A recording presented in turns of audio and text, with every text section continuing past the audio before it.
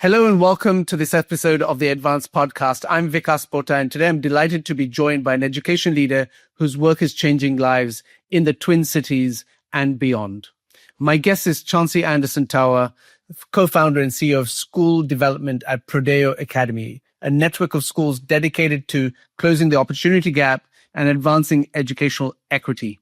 Before launching Prodeo, Chancey and her co-founder traveled the country, learning from the nation's highest performing charter networks and bringing those lessons home. What started in 2013 with just 60 kindergartners has now grown into a thriving community of more than 1,200 kindergarten to year 8 scholars across 2 campuses and 6 academies. Chancey's leadership has been widely recognized. She's a 40 under 40 leader and a recipient of the University of St. Thomas Alumni Achievement Award. Beyond the awards, she's known for her commitment to rigorous academics, empowering her staff, and creating a culture of belonging where every scholar can thrive. Chancey lives in Minnesota with her husband, their 3 sons, their young daughter, and 2 cats. When they're not busy with school or home life, they all love to travel together. I'm excited to welcome Chancey Anderson Tauer to the EdVance Podcast.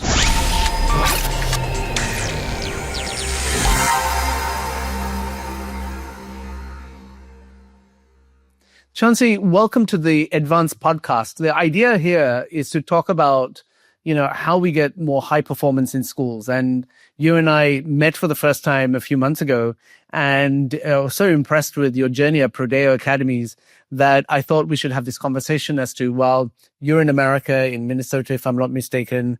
And when you think about setting up your own school to serve a local population and how you grow that to what you have, what are the things that you considered whilst you were deciding that I want to set up this kind of school? What are the lessons you've learned? What is the work that you did? What is the effort you put in to understand the difference that you can bring to your community?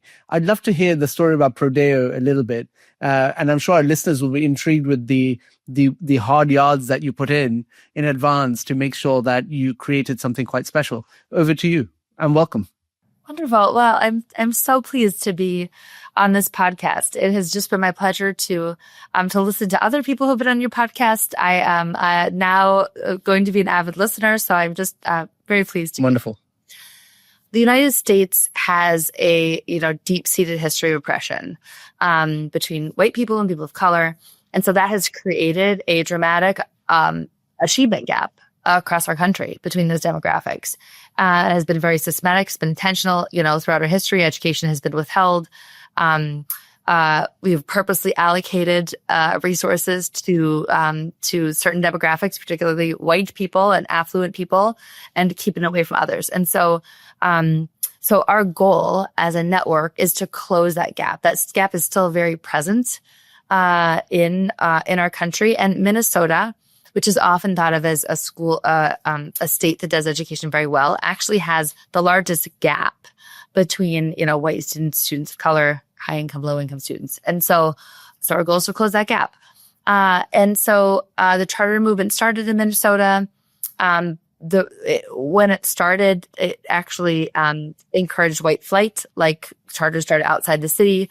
White families left the city. The public schools got worse, right? And so it increased that gap. And so when we started, we decided to go across the country to really see what was working. I was teaching high school at the time, and my students, who are mostly students of color, it was so clear that they had been incredibly underserved. They told stories of being in middle school and having a teacher say, put your heads down, we're not learning today. I'm tired of the behavior happening in class.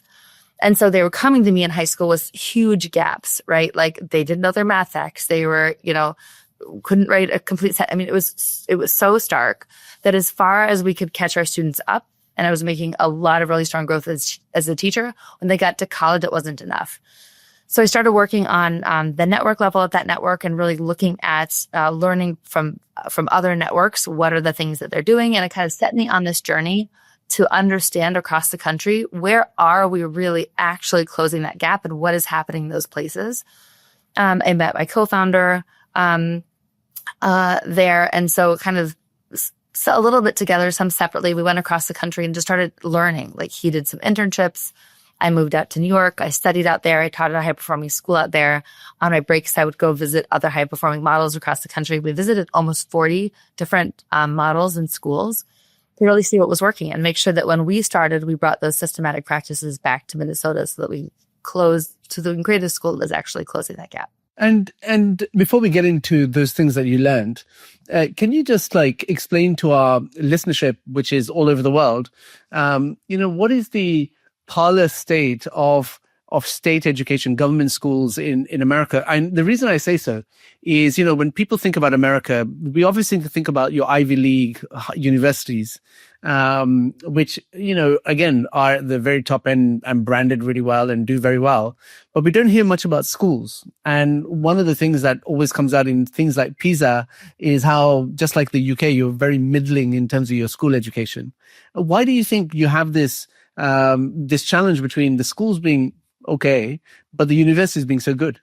Yeah, that's fascinating. So a lot of our schools are really good, right? It's just very different. So I went to a public school growing up. I lived in an area that ended up becoming very affluent. It was very small when I was little, and Boeing and such came to our area. It was out in Washington State, not here. And so our public school is very well funded, right? Like our systems are set up partly so that a portion of your tax dollars, right, levy funding is going to the public schools. So your schools with higher income households are getting more money, right? That's intentionally set up that way so that the people who have resources can have more. And so growing up, I thought that was the case for all public schools. I read a book called Savage Inequality when I was in college. I took some courses and I learned then of this insane disparity between schools. I did not know it existed. I thought all public schools were like mine with a beautiful, computer lab and all of the amazing amenities. Obviously, no. And then learned about how that was systematic, how it happened. And so our schools are very different, So we have, private schools, which are under the same level of scrutiny. There's a huge array of quality in private schools, very incredible private schools, and some less high quality private schools. And then our public schools is our district public schools are what I described. And then our charters really depends by state. So in Minnesota, charters in Minnesota get less funding than district, significantly less. Like we get millions a year less for the number of kids we have than a district would get. So we have to do better on significantly less. There are other places in the country where charters get the same as districts, where there's better partnership between the two of them. It's all very political.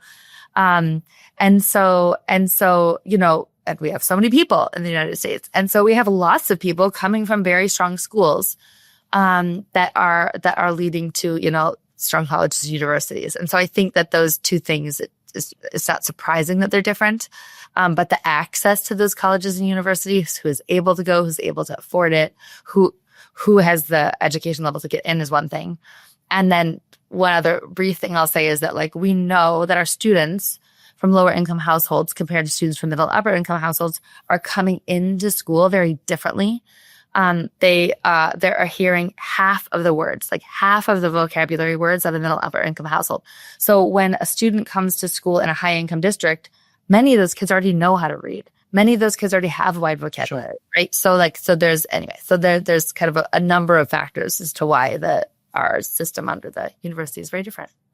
I'd be very keen to understand from you as well. When I COVID actually taught me a very important lesson at how schools were just a proxy for society, and in terms of it's a reflection of what's in your community. And so from the outside, looking inside to America, we see a lot of flux and a lot of craziness actually in so many different ways, given the state of society. Yeah. I mean, how does it play out in schools? It is interesting. It plays out. It doesn't play out in dramatic swings as much as you might think it would, because systems are difficult to change, right? Which is why we're having such a hard time changing the system. So, we have Democrat, Republican, traditionally, teachers unions are on the side of Democrats, right? But also Democrats want to fund schools like ours because they serve low income populations. Republicans want, want choice. So there's like some overlap in the world that we see in politics, and that can swing either way, right? So right now is a hard moment where it feels like nobody is interested in supporting us for various reasons.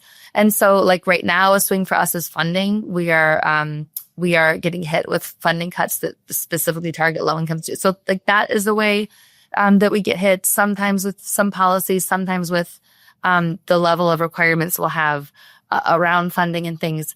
But as far as like what we're able to provide, I think funding is the biggest swing we see in what we're able to do. You know, when you see politically informed decision-making, so if it's not about funding, then what about things like we can't make heads or tails about, for example, your gun laws in America, or when you think about Florida and its denial of climate change, another example. I mean, how do you deal with that in a classroom? Yeah, look, I think one of our values is to develop critical thinkers, right? And reflective leaders. And so what we focus on is helping our kids, like, how do they differentiate what is fact and what is not fact? How do they identify a strong source so they understand what to do? How do they learn how to write a letter and advocate, right? We had a funding coming from our state government that was going to change, and it was going to impact our special education specifically. And across our school, I pulled our entire team together. I think we, within 20 minutes, had over 100 letters written. We had some teachers who pulled students and wrote letters, right? So we tried to say like, and you know what, we actually, and us and other schools, they changed it. They stopped what they were about to push through and changed the bill. So I think that we tried to say that you have power. How do we help our kids differentiate?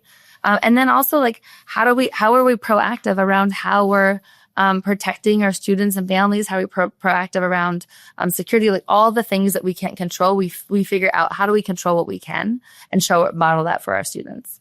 Chancey, thank you so much. These are some questions that I had in my mind. That's why I felt like asking them. I'm sure our listeners would be interested.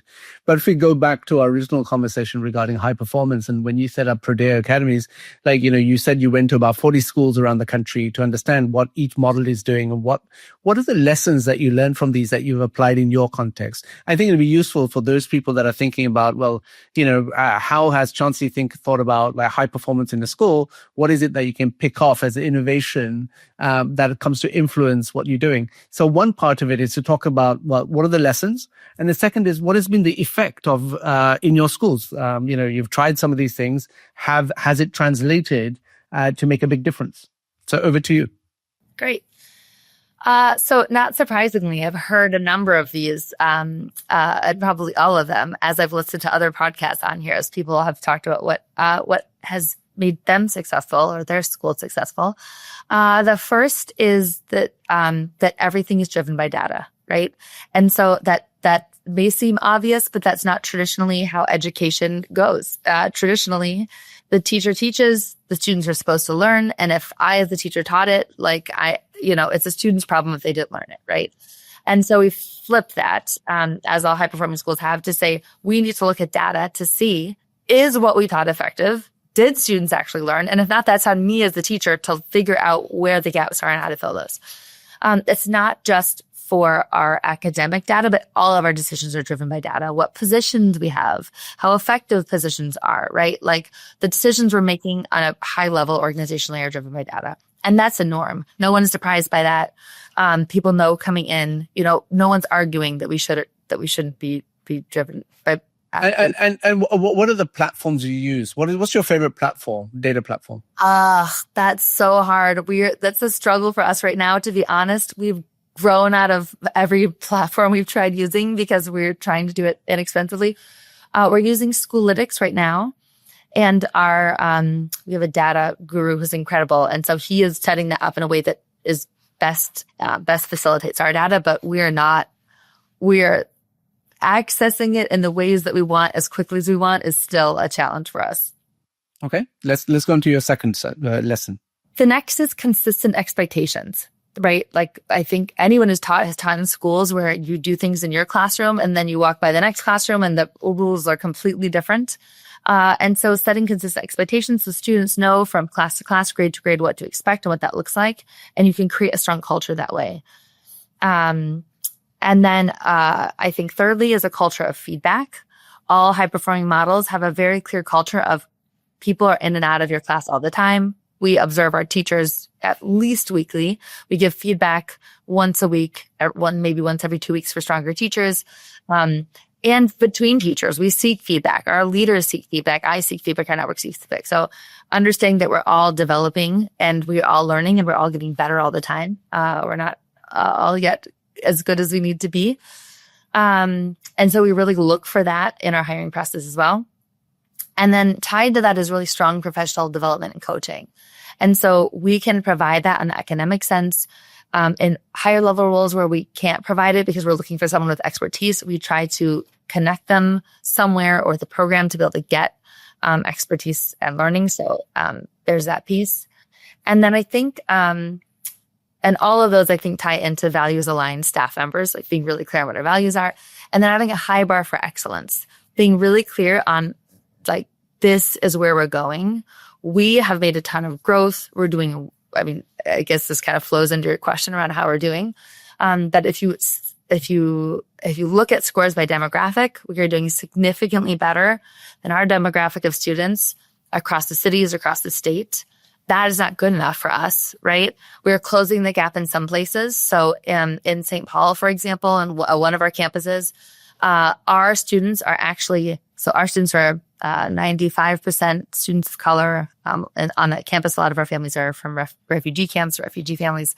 90% are low income, right? And we talked about like the systematic disparity. So if we compare to white students who have been privileged, our students are on track in math and actually beating white students across the state in math, especially with our oldest class.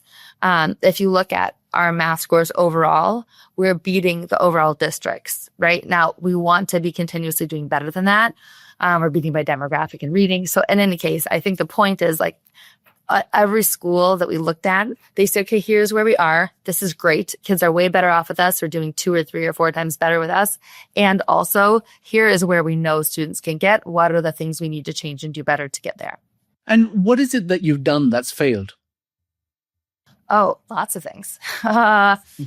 Let's see. I mean, we're analyzing that all the time. I mean, I think as far as like more global lessons for us, I think we really got clearer and clearer on our interview process around people who are aligned on values, and we're faster to move people in and out, right? Like it's not good for anybody if someone is in a position that isn't the right fit for them, where they're not a good culture or they're not a good a fit. So that is a huge learning for us.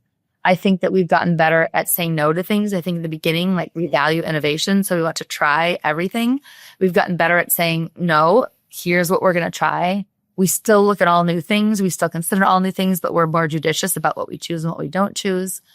I think we've moved around a little bit with systems within our schools. So we're continuously trying to figure out like how do students best learn? What are different things that we need to try?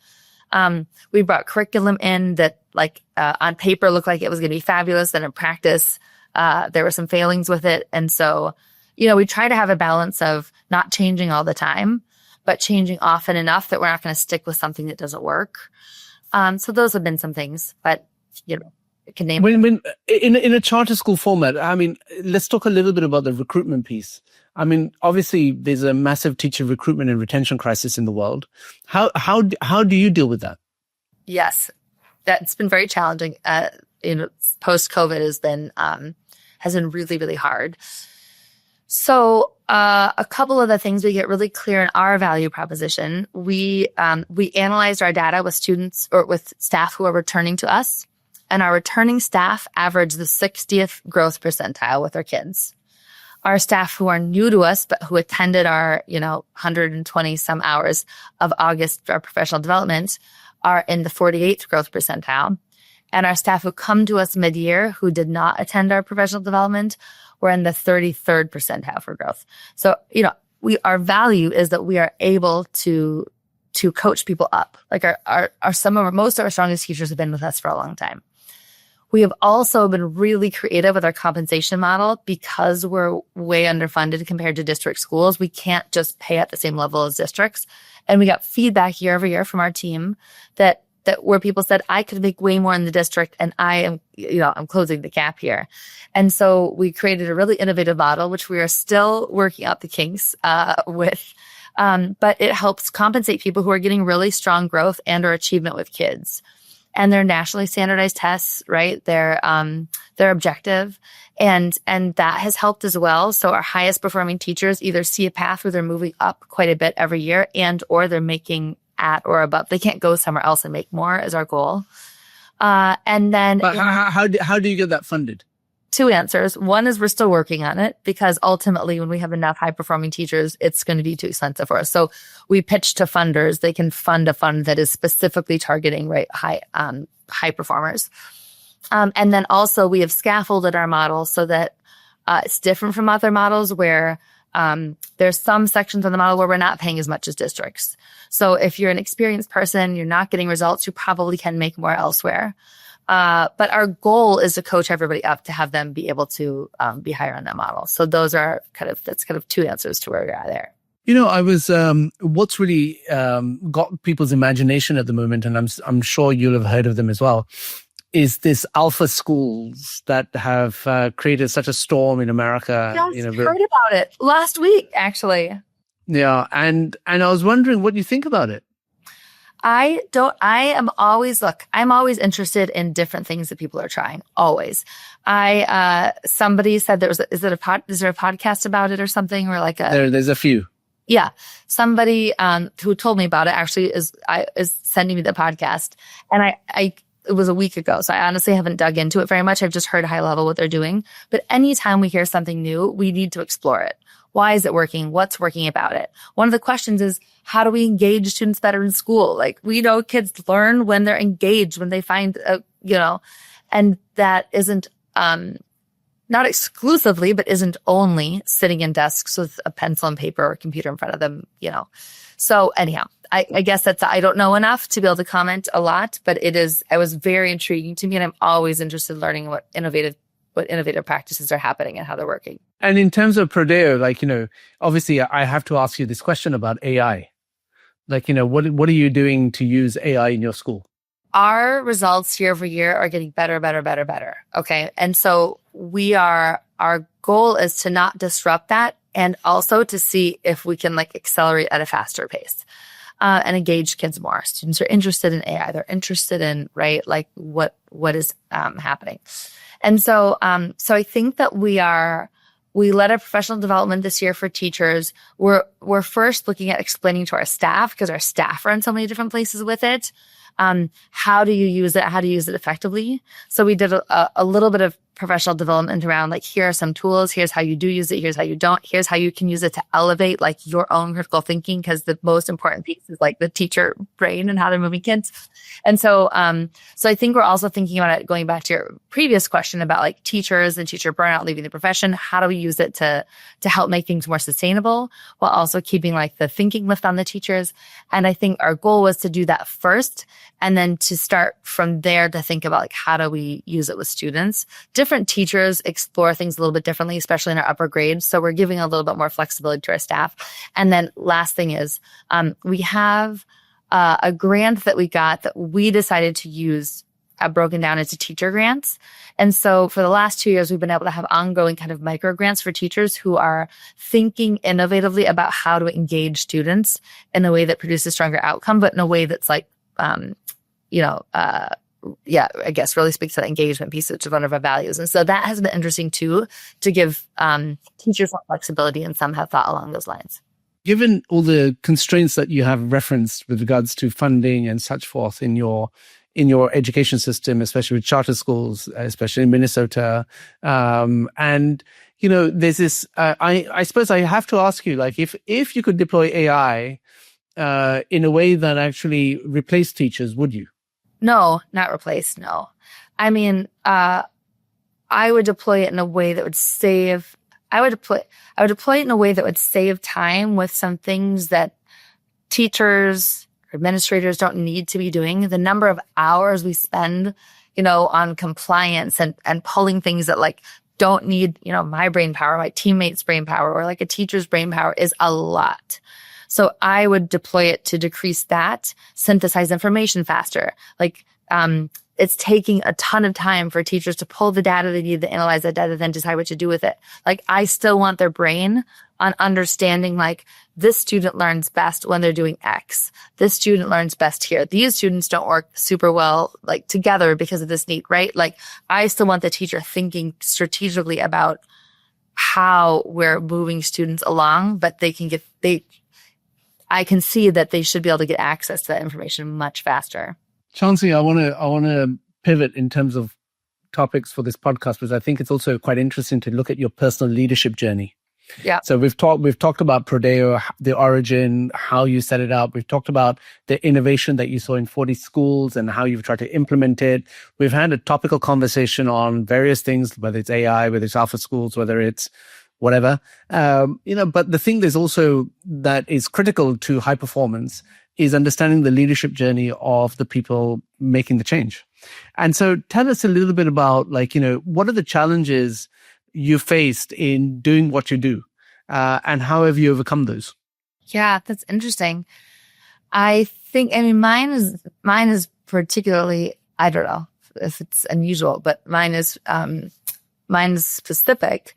I think when we first started, my co-founder and I, we were small, we did everything, to varying degrees of success, right? You're not good at everything, but you have to do everything. So you also learn a lot about yourself, what you're good at, what you're not good at, and what you need other people for. And so the first number of years are a blur, to be totally honest. They were so hard. I worked all the time, as I'm sure is like the story of lots of founders, right? You just are completely exhausted. I can't even imagine. I don't know if I could do it again, And so there's a lot of learnings there that come really fast. You're doing a lot wrong. You're trying to change a lot. You don't know exactly what to change. So those are the first number of years that were a blur. Like, you're getting better, but it feels super scrappy and you're not even sure if you're getting better. And then the middle years, we start with one school. We change into this network of schools. Now we're building a network. We both sought out, external coaches to help us in our various areas. He's more on the external side of things. Fundraising, enrollment, partnerships, building, et cetera. And I'm more on the internal side of things, how our school functions as a school, operations, talent, academics, et cetera. And then in that middle time where we're navigating it, a lot of change management, I got diagnosed with lymphoma. And so I was 36 at the time. And it was really, it was fast growing. So I had to kind of move urgently into chemotherapy.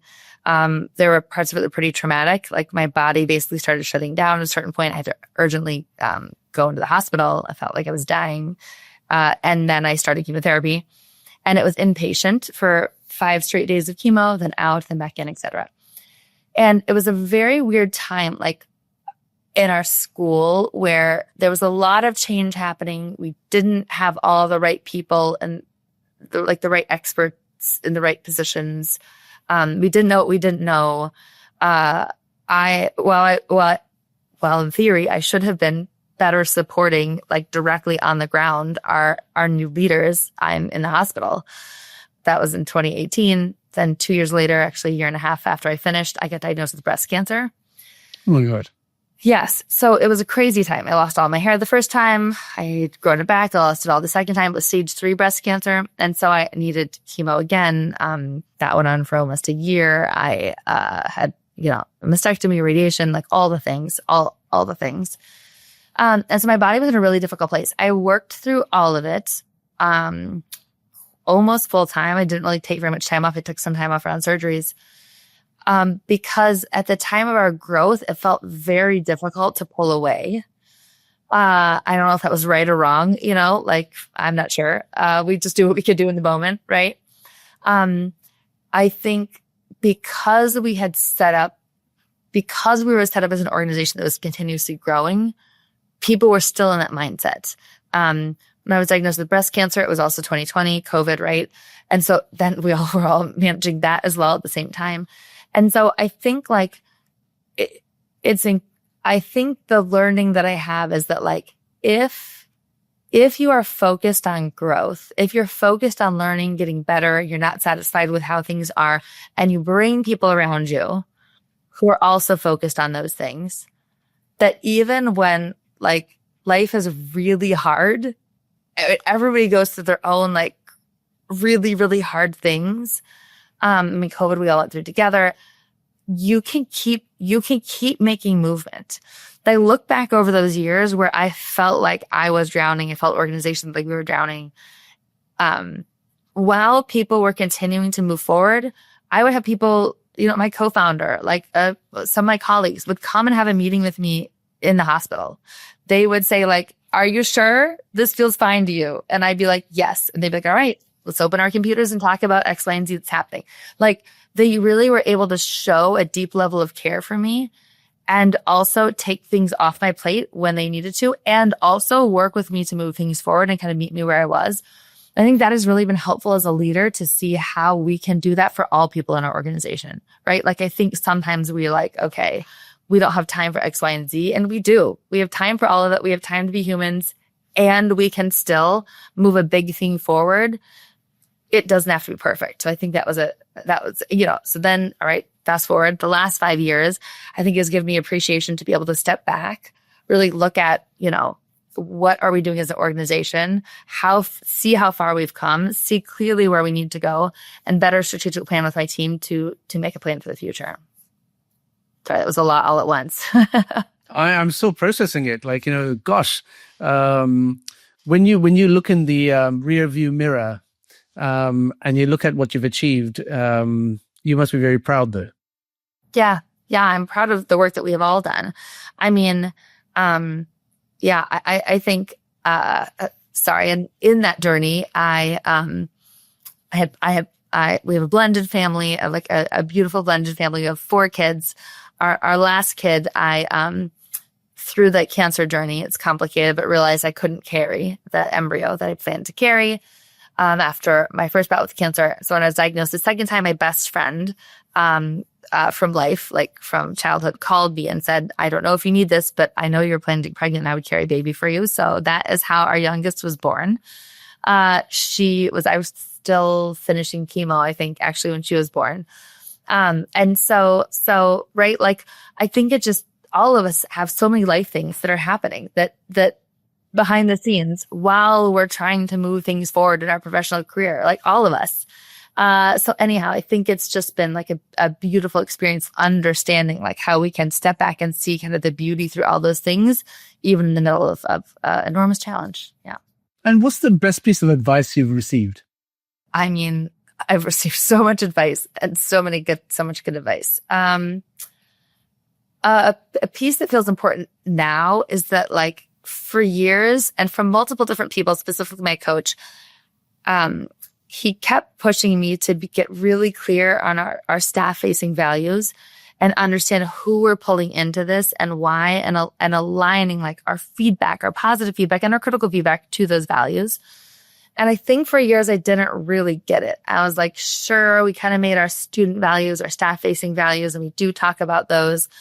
And then I kind of went on this journey over the past year to talk to people in different professions through, partly through IPO actually, and partly like before, partly not.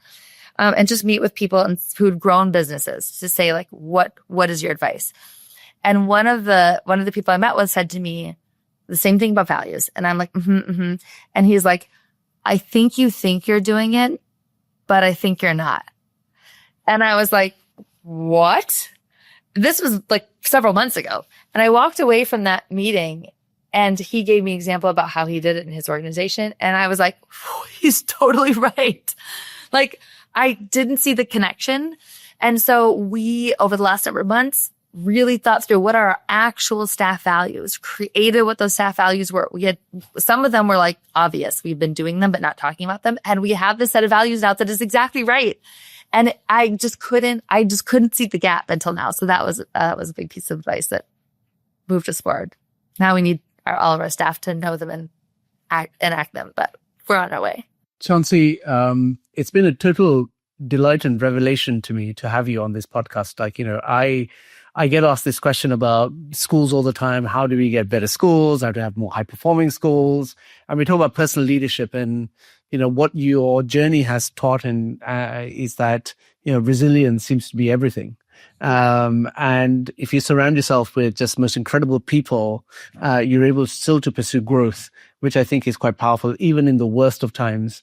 And that is testament more to you, your family, your friends, than anything else. And I want to say congratulations for everything you have achieved. Thank you so much for taking part in this podcast, which I'm sure will be well listened to, and people will be reaching out to you, I'm sure, on LinkedIn and other platforms. But thank you for taking part. Thank you so much. I appreciate it. Thank you for joining me on this episode of the EdVance Podcast, and a big thank you to Chancey Anderson Tauer for such a thoughtful and inspiring conversation. What really struck me were the lessons she's learned about high performance. Firstly, she reminded us that it all starts with being crystal clear about your values and never compromising on them, especially when you're bringing leaders into your organization. Then she also made the point that clear is kind, and that by giving honest feedback and real praise, both openly and often, is often the best ways to help people grow. And finally, she showed how important it is to keep everything anchored in your mission, so that whether you're offering feedback or encouragement, it always ties back to the bigger goals you're working towards. The thing that really captivated me in this conversation was her personal leadership journey and all the tough times that she's been through, and in those, keeping the faith, as it were, with what she's trying to achieve. I found that segment to be quite emotional, but also very useful in the way that I conduct myself in tough times. If you've enjoyed today's episode, please hit the subscribe button on whichever platform you're listening from, and share it with a friend or colleague. It's a simple way to bring more voices into the conversation.